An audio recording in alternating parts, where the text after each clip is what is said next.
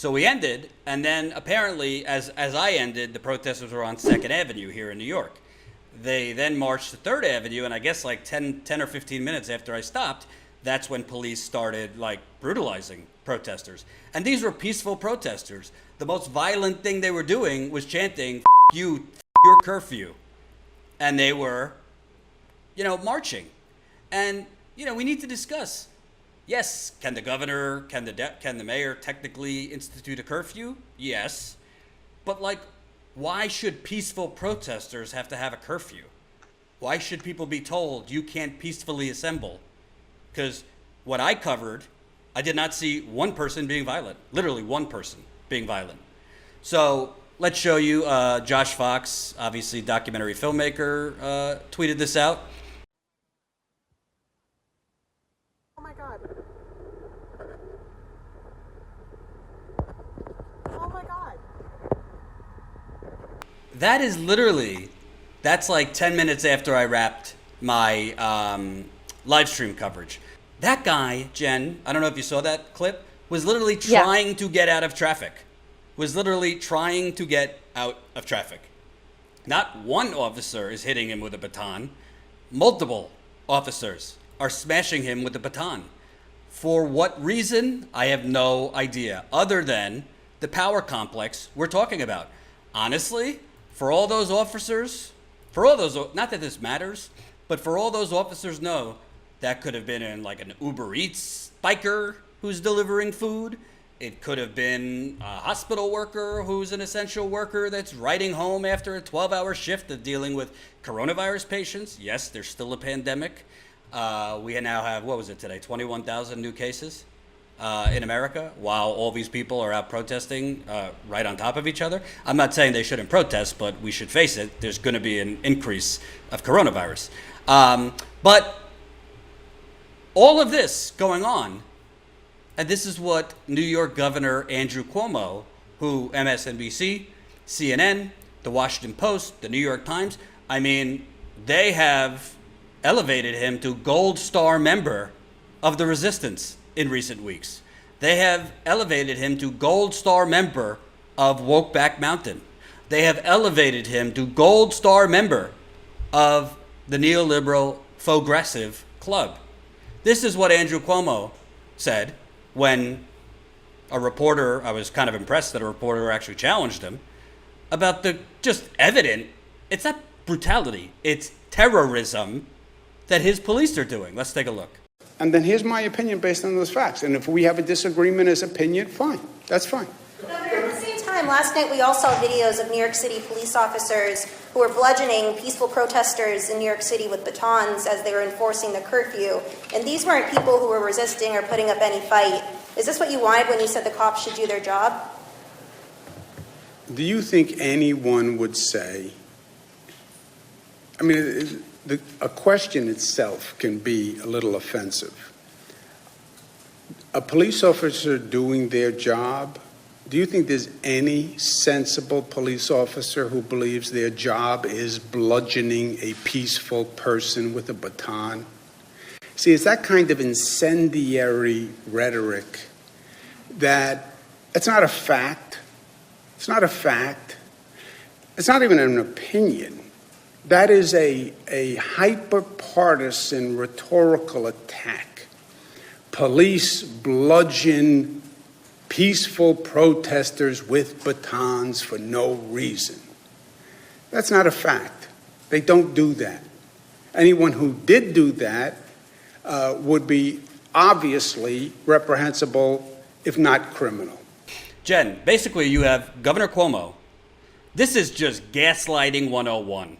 This asshole, excuse my French. Gaslighting with reverse psychology. I know you studied psychology. Literally, you got video of police officers bludgeoning people on bicycles trying to get out off the road. You obviously have videos of there were police officers dragging protesters 2 nights ago, like on the ground. There's audio and video of police like basically threatening an Associated Press reporter who was trailing a march. And Cuomo's saying when a reporter asks him, like, what do you think of police bludgeoning protesters, he says, that's an opinion. That's a hyper-partisan opinion, what you're saying. And that's not a fact. And he turns it around on the reporter, a very Trumpian thing to do without, no, it's not an opinion. You factually see police officers running over protesters, hitting protesters with batons, and he's basically trying to gaslight reporters and, by extension, their readers into thinking all is well here. Don't believe your lying eyes. He did a little cleanup later when, he was getting a lot of criticism. He said, peaceful protest is a sacred American right. No peaceful protester deserves to be hit with a baton, and no self-respecting police officer would defend that. I think you might want to go talk to your police people, because I think they do a lot of locker room talk, boasting about enjoying that kind of behavior. Another investigation we're calling on. I've asked New York State Attorney General to investigate last night's incidents as part of our ongoing investigation. Jen, I honestly can't keep up with the amount of investigations. From sea to shining sea, from coast to coast. We have so many investigations into police, ran mostly by the police. I'm beginning to think they're not actually investigating anything, and they're just trying to placate us. What do you think? Yeah, exactly. What do you think of Cuomo? The original thing he said is what he really means. He's just tweeting that out, not to upset his newfound Walkback Mountain stardom.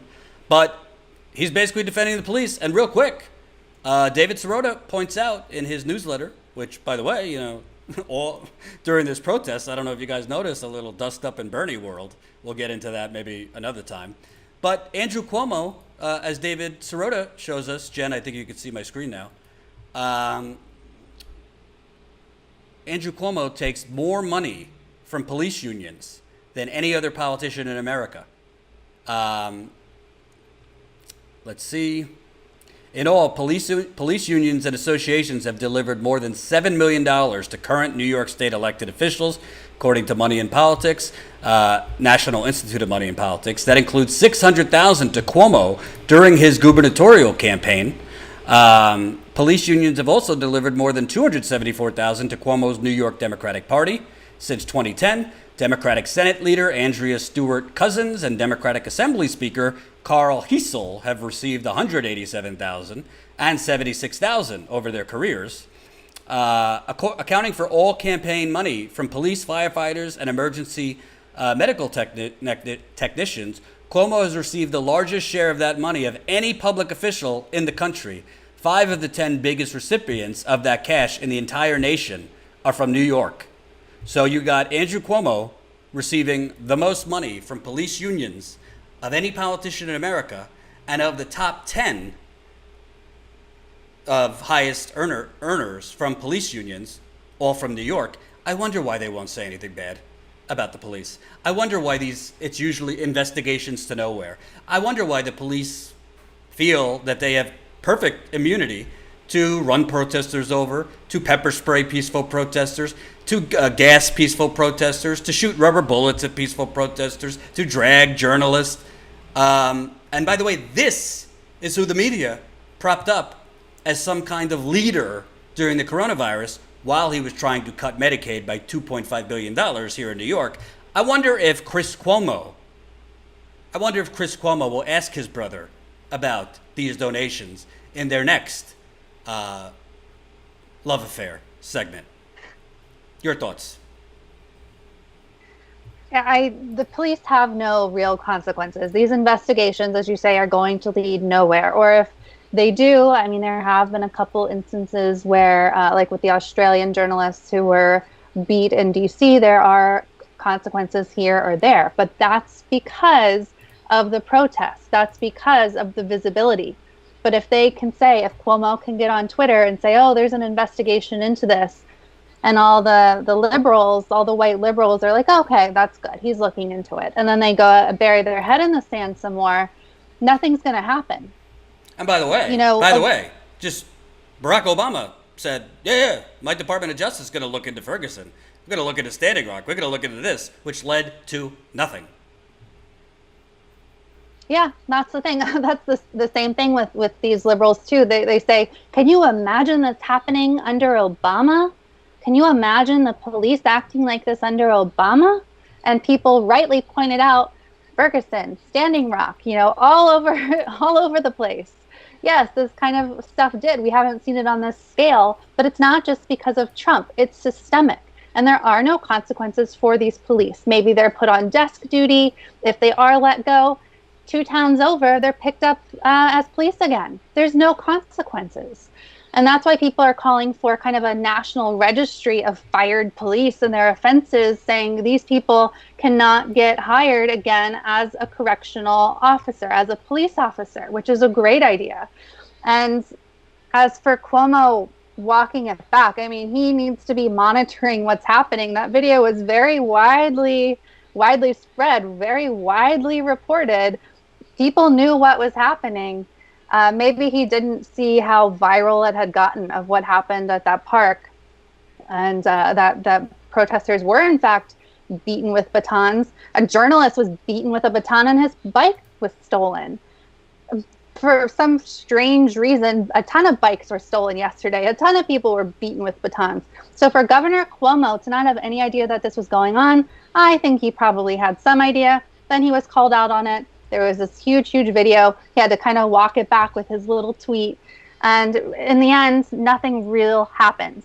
No real changes happen. That's why people are out in the street protesting. That is why people will not stop. This time feels very different. And if the powers that be are not going to have consequences for these police, the people are going to have consequences for police. Hope you enjoyed that last video. Hop on over to statuscoup.com where you can sign up for our email list and become a member for as low as $5 to $10 a month. Membership is how we grow. That's statuscoup.com/join. And remember, join our email list so we can grow the revolution with you. Status Coup.